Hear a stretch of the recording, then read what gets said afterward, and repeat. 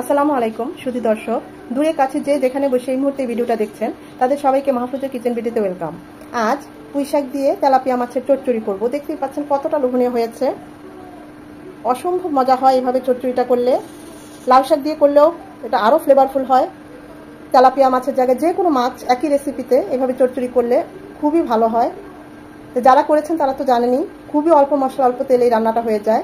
আমি এভাবে প্রায়ই করি, আমরা এভাবেই খাই, সেটাই আজকে আমি আপনাদের সাথে শেয়ার করছি। তো কথা না বাড়িয়ে চলুন আমরা মূল ভিডিওতে চলে যাই।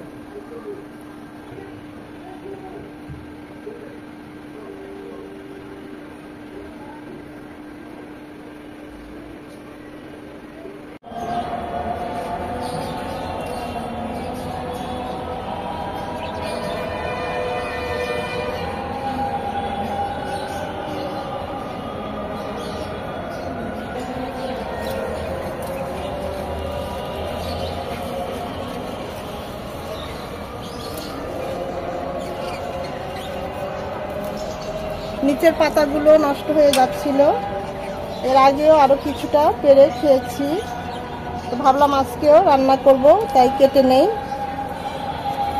এটা যেন কি গাছ আমি বুঝতে পারছি না, এই গাছের সাথেই হয়েছে, রেখেই দিয়েছি। ফুল মানে এরকম ফুল ফুটেছে, আপনারা জানলে কমেন্ট করে আমাকে জানাবেন এটা কি গাছ।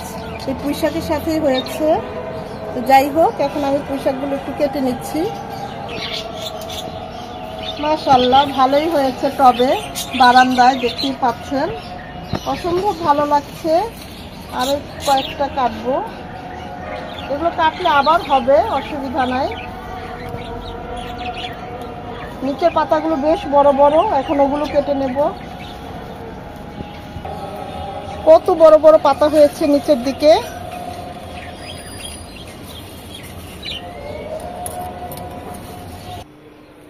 মাশাআল্লাহ অনেকগুলো পুঁইশাক উঠিয়েছি, দেখতেই পাচ্ছেন, খুবই ভালো লাগছে।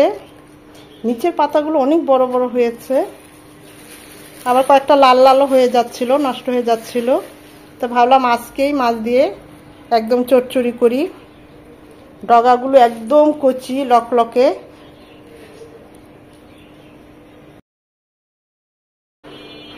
পুঁইশাক দিয়ে তেলাপিয়া মাছের চচ্চড়ি করব। এখানে আমি তেলাপিয়া মাছ খুব ভালোভাবে ধুয়ে পানিটা ছড়িয়ে নিয়েছি, একদম তরতাজা, কত দেখুন একদম সবুজ। আমি ডাটাগুলো আলাদা করে রেখেছি, আর শাকটা একটু বড় করে কেটেছি, কেটে ধুয়ে পানিটা ছড়িয়ে নিয়েছি। মাছগুলোকে সামান্য একটু লবণ আর একটু হলুদ দিয়ে মাখিয়ে নেব। পুঁইশাক বাজার থেকে কিনে এনে খেয়েছি, সেই গোড়াগুলো টবে লাগিয়েছিলাম, সেই থেকে দেখুন কত সুন্দর লকলকে হয়ে গিয়েছে, সারবিহীন আর নিজের হাতে লাগানো। আমরা তো সবসময় কিনে খাই, তার আনন্দটাই আলাদা। এখন এই মাছগুলো হালকা করে ভেজে নেব, এটা রেস্টে রাখার কোনো দরকার নেই। মাছগুলো ভাজার জন্য প্যানে দিয়ে দিচ্ছি সয়াবিন তেল। তেলটা গরম হয়ে এসেছে, মাছগুলো দিয়ে দিচ্ছি। একদম হালকা করে ভাজবো, 1 মিনিট 2 মিনিট। যে কোনো মাছ রান্না যখন করব খুব হালকা করে ভাজবো।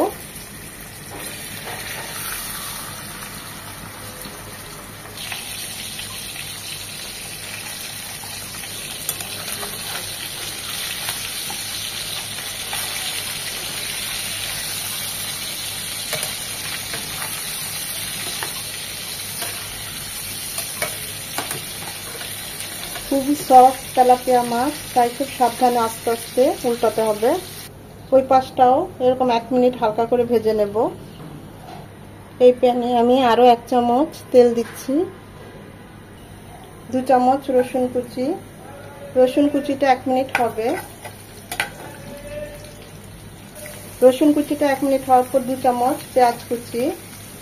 এখন দুটোই একদম নরম হবে, রসুন কুচিটা একটু লাল লাল হবে। পেঁয়াজটা নরম হয়ে এসেছে, রসুন কুচিটা লাল লাল হয়ে এসেছে। এখন এখানে দিয়ে দেব 1 চামচ আদা রসুনের পেস্ট, হাফ চামচ আদা, হাফ চামচ রসুন আমি একসাথে ব্লেন্ড করে নিয়েছি। সেটাকে 1 মিনিট ভেজে নেব যেন আদার ভাজালো গন্ধটা চলে যায়। আদা রসুনটাকে 1 মিনিট ভেজে নেওয়ার পর এখানে হাফ চামচ হলুদ গুঁড়ো, হাফ চামচ মরিচ গুঁড়ো আর হাফ চামচ ভাজা জিরে গুঁড়ো একটু গরম পানি দিয়ে গুলিয়ে দেব। হলুদ গুঁড়োটা হাফ চামচের চেয়েও কম আছে, আমি হলুদ গুঁড়ো দেই না শাক যখন রান্না করি। তারপর আজকে একটু দিলাম, আপনারা চাইলে বাড়িয়ে কমিয়ে বা স্কিপও করতে পারেন। আর শাকে হলুদ গুঁড়ো খুব একটা আমি দেই না, যেহেতু মাছ রান্না করছি তো সামান্য একটু দিলাম, একদম যেটা না দিলেই না, জাস্ট কালারের জন্য। এখন মশলাগুলো খুব ভালোভাবে কষিয়ে নেব। মশলাটা খুব ভালোভাবে কষিয়ে নিতে হবে, কারণ মশলা যত ভালো কষানো হবে রান্নার টেস্ট তত ভালো হবে। প্রথমে দিয়ে দিচ্ছি যে ডাঁটাগুলো পুঁই শাকের, এটা মশলার সাথে 1 মিনিট কষিয়ে নেব, যেহেতু ডাঁটাগুলো একটু হার্ড। 1 থেকে 2 মিনিট ডাঁটাগুলো একটু কষিয়ে নেব। ডাঁটাগুলো 2 মিনিট কষিয়ে নেওয়ার পর দিয়ে দিচ্ছি পুঁই শাক। প্রথমে আমি অল্প পুঁই শাক দিলাম, এখন এটা একটু নেড়ে চেড়ে মশলা আর ডাঁটাকে উল্টিয়ে পাল্টিয়ে নেব। তার রিজন হচ্ছে তাহলে মশলাগুলো পুড়ে যাবে না, নিচে লেগে যাবে না। কারণ আমরা যে কোনো শাক প্রথমে দিয়ে দিলে নাড়তে খুব সমস্যা হয়, আর এদিকে নিচে এটা নরম হতে হতে নিচে পেঁয়াজগুলো মশলাগুলো লেগে যায় বা পুড়ে যায়। এখন আর নিচে লাগবে না, কারণ শাক থেকে যথেষ্ট পানি উঠবে আর এটা নরম হবে। এখন আমি বাকি শাকগুলো দিয়ে দিব।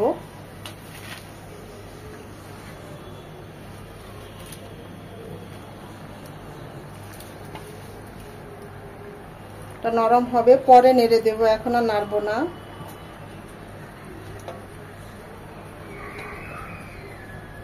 মাশাআল্লাহ অনেকগুলো শাক হয়েছে, কি তরতাজা সবুজ, দেখতেই পাচ্ছেন, খুবই ভালো লাগছে, আনন্দ লাগছে সত্যি কথা, একদম সার ছাড়া।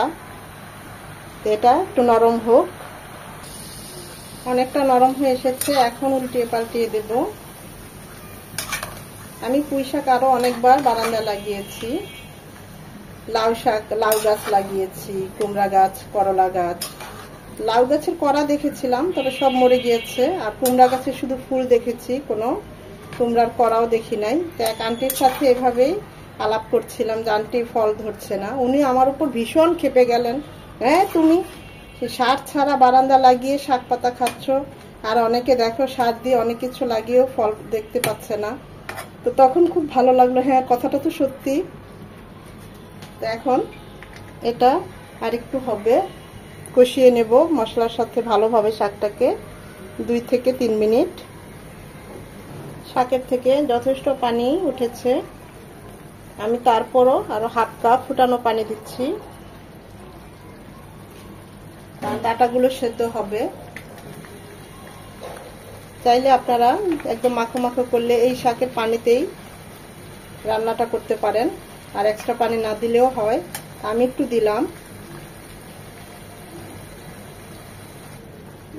পানিটা ফুটে এসেছে, এখন দিয়ে দিচ্ছি যে মাছগুলো আমরা ভেজে নিয়েছিলাম। খুবই সফট, ধরতেও ভয় লাগে, ভেঙে যাবে এরকম একটা ব্যাপার।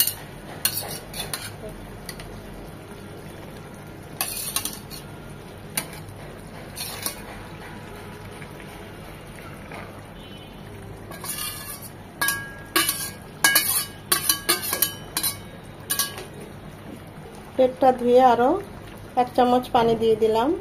আমি কিন্তু ফুটানো পানি দেই সব সময়, খেয়াল করবেন, যে কোনো রান্নায় ফুটানো পানি ব্যবহার করি, এতে রান্নার টেস্ট অনেক গুণ বেড়ে যায়। দিয়ে দেব স্বাদ মতো লবণ, আমরা কিন্তু মাছটা মেরিনেশনের সময় লবণ দিয়েছিলাম, তাই শাক পাতা লবণটা বুঝে দিতে হবে। 3টা আস্ত কাঁচামরিচ ফ্লেভারের জন্য, আপনারা চাইলে কেটে দিতে পারেন। 8 থেকে 10 মিনিট এটা রান্না হবে, মাঝে অবশ্যই একবার নেড়ে দিতে হবে।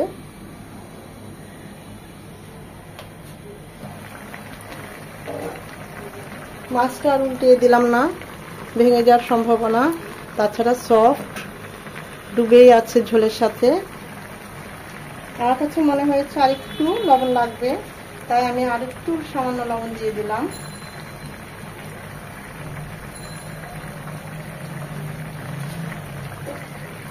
আরো এটা 2 থেকে 3 মিনিট হবে।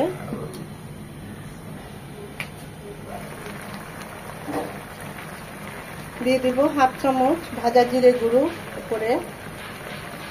চেষ্টা করবেন দিতে, এতে খুব সুন্দর একটা ফ্লেভার ক্রিয়েট হয় এবং রান্নার টেস্টও অনেক গুণ বেড়ে যায়। একদম ফ্রেশ জিরে একটু ভেজে একটু গুঁড়িয়ে দিলেই হবে। ভাজা জিরে গুঁড়োটা দিয়ে চেষ্টা করবেন 2-3 মিনিট ঢেকে রাখতে, তাহলে ভাজা জিরার ফ্লেভারটা ওই কারিতে খুব সুন্দরভাবে ঢুকবে। তো এখন আর আমি ঢাকবো না, আপনারা চাইলে এই মাখো মাখো ঝোলটা রেখে দিতে পারেন। আমি আরেকদম শুকনা শুকনা করব। এটা চাইলে যে কোনো মাছ দিয়ে আপনারা এভাবে রান্না করতে পারেন। আর যদি পুঁই শাকের পরিবর্তে লাউ শাক হয় সেটা তো আরও ফ্লেভারফুল, আরও টেস্টি। এখানে ইলিশ মাছ, রুই মাছ, বেলে মাছ, যে কোনো মাছ দিয়ে এইভাবে চচ্চড়িটা করলে অসম্ভব ভালো হয়। এটা এইভাবে মাখো মাখোটার এক টেস্ট, আর একদম শুকনো শুকনো করলে সেটা আরেক টেস্ট। আমি 2-3 মিনিট এভাবেই না ঢেকে আরেকটু ঝোলটা টানিয়ে নেব। খেয়াল রাখতে হবে যেন আবার নিচে লেগে না যায়, তাহলে কিন্তু রান্নার সব টেস্ট একদম হাওয়া হয়ে যাবে।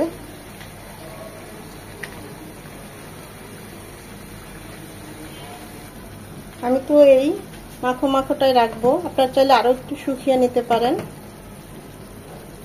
আমি এখন চুলাটা অফ করে দেব।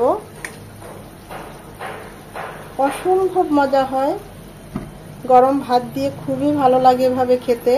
যারা করেছেন তারা তো জানানি, যারা নতুন তাদের কাছে আমার রিকোয়েস্ট থাকবে এভাবে একবার হলেও পুঁই শাক দিয়ে মাছটা চচ্চড়ি করে দেখবেন, খুবই ভালো লাগে খেতে।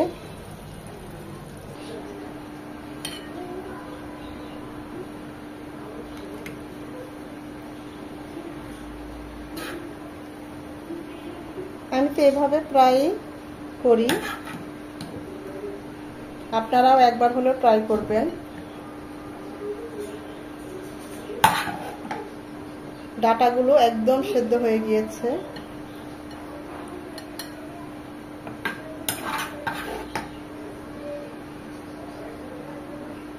আশা করি ভিডিওটা আপনাদের ভালো লেগেছে। যদি ভালো লেগে থাকে একটা লাইক দিবেন, কারণ এই লাইকটা পরবর্তী ভিডিও করতে আমাকে উৎসাহিত করে, সাহায্য করে। ফ্রেন্ডস অ্যান্ড ফ্যামিলির মাঝে বেশি বেশি করে শেয়ার করে দিবেন, যেন তারাও এরকম সহজ সহজ মজার রেসিপি দেখার সুযোগ পায়। এখনো যারা আমার চ্যানেলটা সাবস্ক্রাইব করেন নাই, আপনাদের কাছে রিকোয়েস্ট থাকবে চ্যানেলটা সাবস্ক্রাইব করে আমার পাশে থাকবেন। আর যারা চ্যানেলটা সাবস্ক্রাইব করেছেন অথচ আমার ভিডিওগুলো চ্যানেলটা অনই করেন না, ভিডিওগুলো দেখেন না, তাদের কাছে আমার রিকোয়েস্ট থাকবে চ্যানেলটা অন করবেন, ভিডিওগুলো দেখবেন, একটা করে লাইক তো অবশ্যই দিবেন, কারণ এই লাইকটা পরবর্তী ভিডিও করতে আমাকে উৎসাহিত করে, সাহায্য করে। ধৈর্য ধরে সময় নিয়ে এতক্ষণ যারা এই ভিডিওটা দেখেছেন তাদের সবাইকে অসংখ্য ধন্যবাদ।